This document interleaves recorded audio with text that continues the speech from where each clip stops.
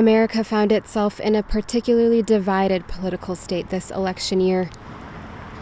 But in Utah, many of the residents and politicians claim things are different in their state, that there is a culture of compromise and compassion, even when the rest of the country can't seem to get along.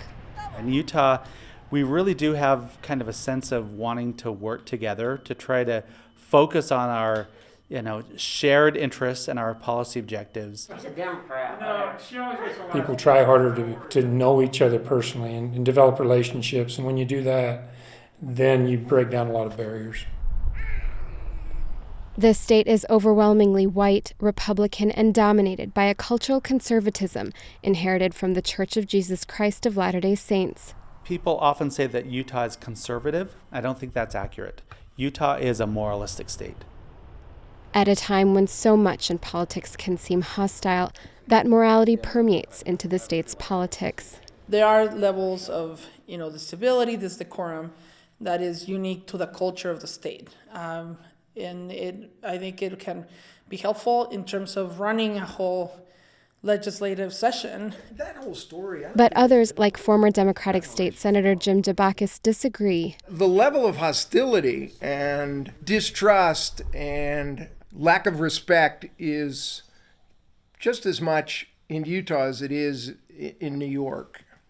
There is a facade, and it's a society of very passively aggressive people.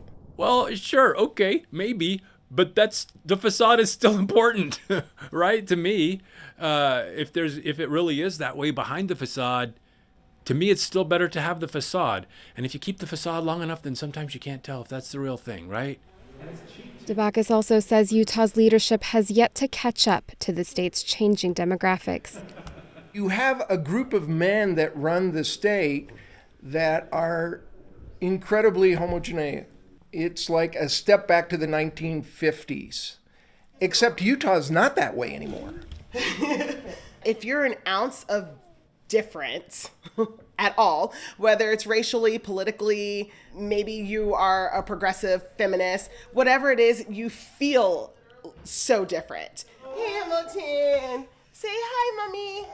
By the time Hamilton's 5, I think it's probably best that we move. But if all of us move, how does anything ever change? Noreen Nasser, The Associated Press, Salt Lake City.